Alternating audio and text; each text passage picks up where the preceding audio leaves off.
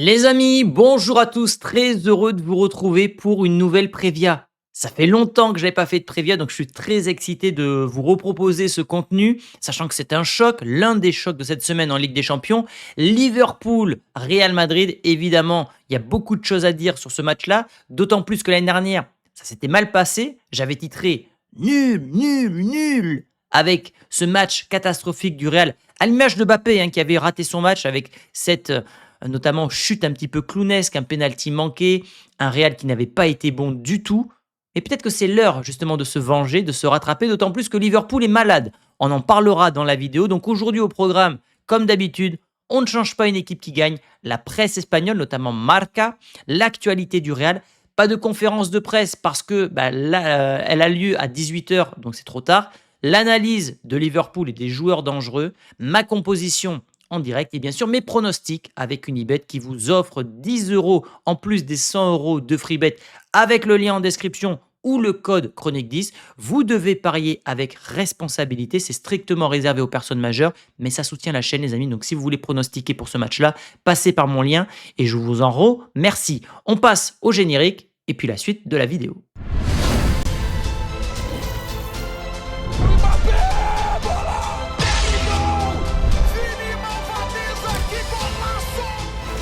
Tranquilo.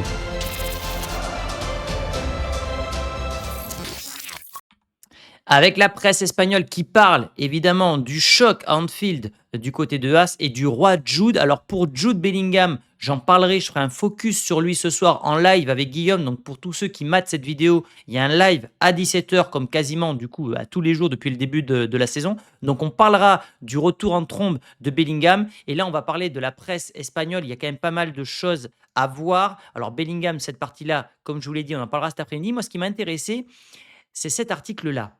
Je ne sais pas si vous le voyez, normalement oui. Xabi fabrique una jola. J'ai demandé en traduction, c'est une cage. Pourquoi une cage? Parce que le pressing du Real Madrid devient de plus en plus intense. Il bloque la relance de l'adversaire. Ça fait que le Real est devenu tout simplement l'équipe qui récupère le plus de ballons dans le dernier tiers du terrain. Les chiffres qui expliquent une révolution, la révolution mise en place par Xabi Alonso.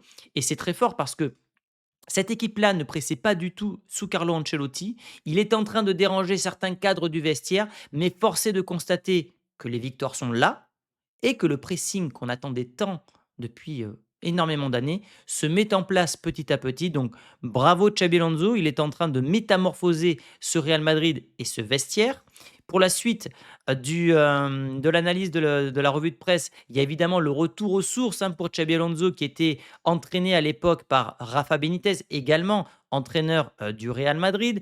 Je ne sais pas s'il est considéré là-bas comme une légende, mais en tout cas, je pense qu'il est considéré comme un très grand joueur qui a joué du côté des Reds de Liverpool, avec notamment cette victoire en Ligue des Champions du côté d'Istanbul. C'était en 2004, je crois, si je ne dis pas de bêtises. Donc, retour aux sources pour Xabi Alonso, et puis également retour aux sources pour cet homme-là, qui a un nouveau concurrent au nom de Valverde, lui qui avait déjà un concurrent qui était Carvajal et qui a du mal à être titulaire entre méforme et blessure. Trent Alexander-Arnold qui est peut-être l'une des déceptions pour l'instant de ce début de saison. On attend beaucoup plus de lui, lui qui est arrivé un peu en recrue galactique.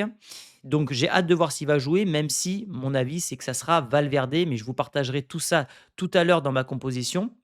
Et enfin, l'info à retenir également, c'est que Güler, sans problème, voilà, le coup qu'il avait reçu à la cheville fait qu'il devrait disputer listo para la batalla de Anfield. Il devrait disputer la bataille d'Anfield, lui qui a déjà fait 6 assists et je crois 3 ou 4 buts et qui est l'un des éléments majeurs de Xabi Alonso. Voilà pour la conférence de presse. On passe donc à l'actu Real Madrid avec ce maillot, une réédition d'un maillot rétro. Souvenez-vous, l'année dernière, j'avais acheté celui-là.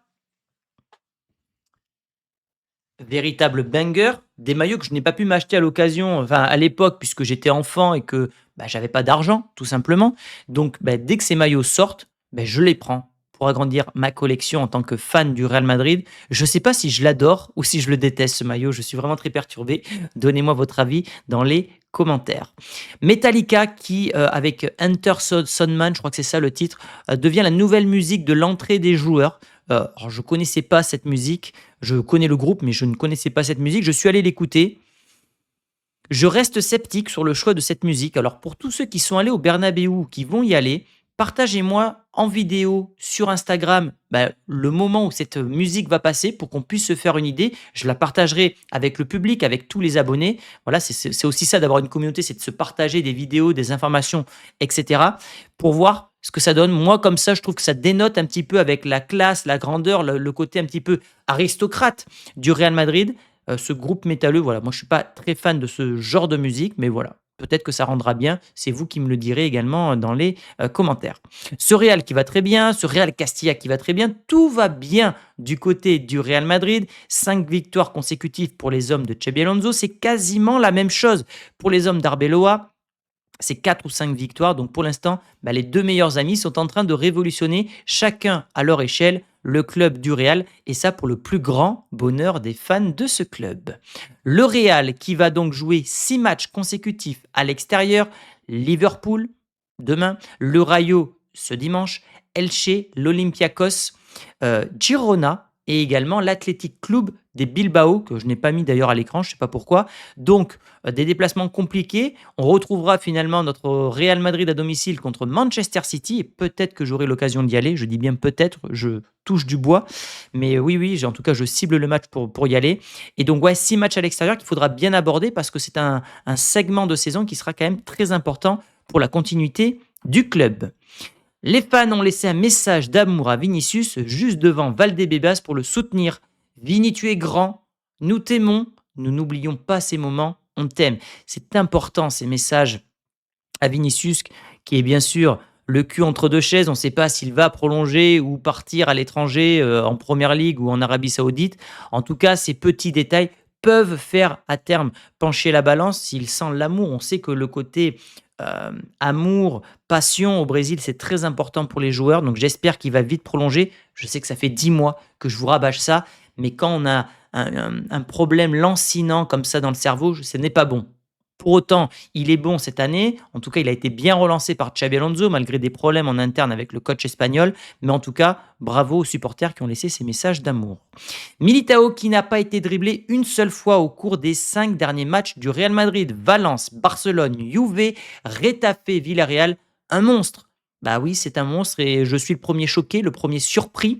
En off, quand je parlais avec des amis ou même des créateurs Real Madrid, moi je n'avais aucune confiance tant à un retour comme ça de Militao. Je pensais que comme Marco Asensio, Ronaldo Nazario, Alaba, tous ces joueurs qui se font les ligaments, qui est la sale blessure des sportifs, je ne pensais pas qu'il retrouverait ce niveau-là, mais lui, il se l'est fait aux deux jambes. Il est en train de retrouver un niveau absolument sensationnel. Il a cette méchanceté assez subtile et intelligente pour cette défense. Hausen doit s'inspirer de lui. En tout cas, je trouve qu'il y a une complémentarité entre les deux profils. Maintenant, attention à la gestion via Xabi Alonso. Peut-être le faire souffler, pas trop forcer sur la machine, car il est tellement important que ça serait complètement bête qu'il rechute ou qu'il se fasse une blessure anodine. Trent Alexander-Arnold qui dit qu'il apprend l'espagnol. Alors, je voulais quand même vous partager ça parce que c'est rare quand on est anglais. Bellingham ne l'a pas fait, Beckham ne l'a pas fait, Gareth Bale ne l'a pas fait. Donc, je trouve ça intéressant dans la manière, comment il voit les choses côté Real Madrid, de vouloir s'intégrer le plus rapidement possible, 3 heures chaque semaine. Et il a également dit qu'il ne fêterait pas un but s'il venait à marquer à Anfield contre son ancien club. Ça peut se comprendre. Il a été formé depuis tout gamin là-bas. S'il venait à marquer et qu'il ne célébrait pas ce but, on ne le jugerait pas. Bien évidemment. Le classement de la Ligue des Champions, ce Real en est à 3 matchs, 3 victoires, comme Arsenal, l'Inter, le Bayern ou encore le PSG. D'ailleurs, le PSG et le Bayern vont s'affronter. Donc ça, c'est intéressant pour le classement. Et le Real qui va donc affronter un Liverpool qui est 10e. Liverpool qui a, souvenez-vous, terminé premier de cette phase de poule l'an dernier pour se faire finalement éliminer par le PSG en 8e de finale. Il y a moyen de les distancer. C'est peut-être d'ailleurs le meilleur moment pour le Real Madrid d'aller taper Liverpool, un Liverpool qui, on le verra après, a dépensé énormément d'argent lors de ce mercato estival.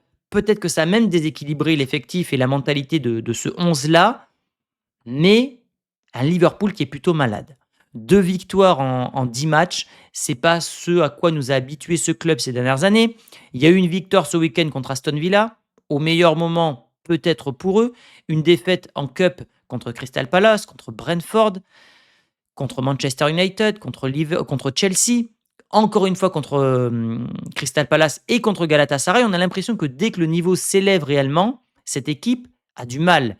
Une équipe qui a été bouleversée donc par ce mercato. On a essayé de créer une nouvelle génération avec donc deux méga transferts. Isaac et Wirtz, deux joueurs qui sont en train de totalement flopper pour l'instant du côté des Reds de Liverpool, et Kitike, qui lui, pour le coup, s'en sort bien. Deux latéraux, Kerkez côté gauche, Frimpong côté droit. Donc bref, un mercato exceptionnel. On parle d'un mercato qui avoisine les 500 millions d'euros. On parle d'un des plus gros mercatos au 21e siècle. Côté départ, Luis Diaz du côté du Bayern, Darwin Nunez du côté d'Al Hilal. Il y a eu également donc Trent du côté du Real Madrid. Donc le Liverpool qui est quand même plutôt bien vendu. Comme ça, fourchette, je dirais au moins 200 millions d'euros. Ouais, pas loin des 200 millions d'euros. Donc c'est moitié moins que ce qu'ils ont acheté, mais ça reste quand même pas mal de départs. Et donc une équipe qui joue plutôt en 4-2-3-1. Voilà, avec une défense qui est souvent la même. Kerkez, Van Dijk, Konaté, Bradley. Au niveau du gardien, c'est soit Alisson, soit Mamardashvili, donc l'ancien gardien de Valencia. Au niveau du milieu de terrain, donc c'est ce qui est pour moi la force de ce club-là, c'est Gravenberch, McAllister, Zoboslai, des fois Wirtz, mais Wirtz déçoit. Il y a encore une action qui a fait le buzz ce week-end où il a complètement loupé sa passe. Sur les côtés, on a du Gakpo, Mohamed Salah, et devant, c'est soit du Ekitike, soit du Isaac. Donc ça dépend. Ils ont des choix de riches, voilà. Mais c'est une équipe qui sera évidemment dangereuse, notamment sur coup de pied arrêté. Donc voilà pour moi les hommes à surveiller. Mohamed Salah, même s'il vit une saison difficile, et je pense que c'est lié évidemment, comme l'avait dit Van Dijk, au décès de Diogo Jota, il ne faut pas sous-estimer ce genre de choses qui peut bouleverser un vestiaire et une vie, voilà, de joueurs. Donc Salah reste à surveiller malgré une saison décevante de la part de l'Égyptien, on va pas se mentir. Isaac ou Ekitike, on peut mettre les deux dans le même panier, et Zoboslai. Pourquoi? Parce que je pense que le point fort de Liverpool, ce sur quoi ils peuvent énormément nous embêter, c'est les coups de pied arrêtés. Quand on voit qu'ils ont des Golgoth comme Van Dijk, Konaté, Isaac, Ekitike, moi je serais l'entraîneur Arno Slot, je jouerais du kick à l'anglaise, là je sais plus comment on appelle ça, je jouerai sur les coups de pied arrêtés parce que ce Real a du mal à défendre sur les coups de pied arrêtés. Eux, ils ont de très très grands gabarits. Donc je serai Liverpool, je jouerai sur la taille de mes joueurs. Et Zoboslai, parce que c'est un peu le métronome de ce milieu de terrain. En tout cas, j'aime beaucoup ce joueur-là. Et puis il a une faculté à tirer les coups de pied arrêtés qui sont assez exceptionnels, notamment les coups francs. Donc voilà, les trois joueurs à surveiller de mon côté. Pareil, partagez-moi tout ça dans les commentaires. Au niveau des head-to-head, donc des confrontations directes, donc Liverpool s'est imposé l'an dernier, mais ce Real qui réussit d'habitude plutôt bien contre les Reds. Sur les 9 dernières confrontations, il y a quand même 7 victoires pour le Real Madrid, notamment en finale de Ligue des Champions.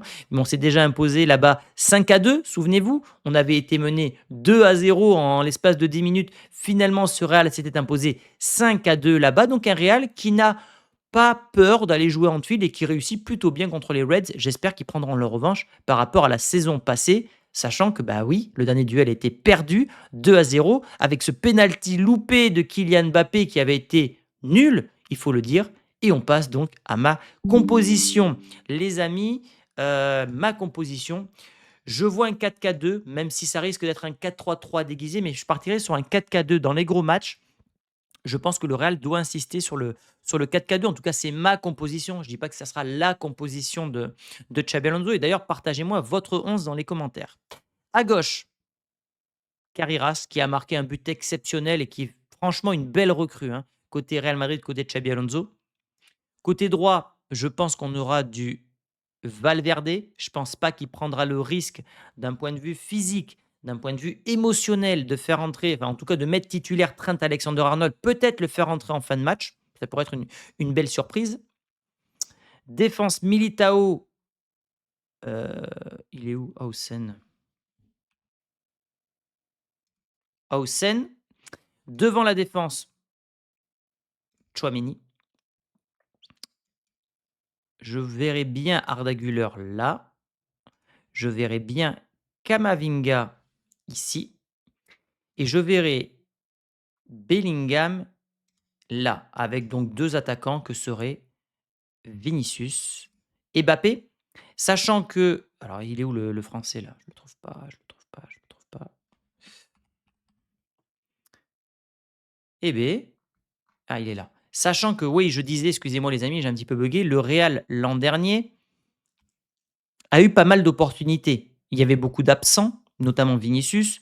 En transition, on les avait inquiétés. On n'avait pas été bon dans la finition, mais Sorel est en mesure d'aller inquiéter, notamment dans le jeu, dans le dos, dans la profondeur, ce Liverpool. Est-ce que le Real maintenant va réussir à cadenasser ce Liverpool, à ne pas subir comme l'an passé l'intensité qu'avaient mis les Reds? C'est un peu ça finalement l'interrogation. Est-ce que c'est le Real qui va imposer son pressing et son jeu, ou est-ce que le Real va subir comme ils l'ont fait contre l'Atlético? C'est un vrai test. Parce que si le Real s'impose, et je pense que le Real peut s'imposer, tu enchaînes Barça, Liverpool en t'imposant, t'envoies un vrai signal déjà à ton vestiaire qui va gagner en confiance et aux concurrents.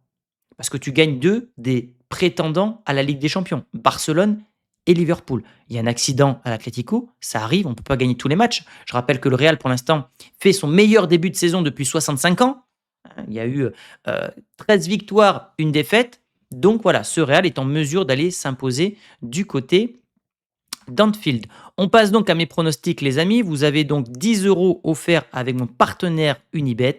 Pour cela, vous cliquez sur le lien en description où vous rentrez le code Chronique 10. Vous devez parier avec responsabilité. Ça veut dire quoi? Ça veut dire jouer des petites sommes.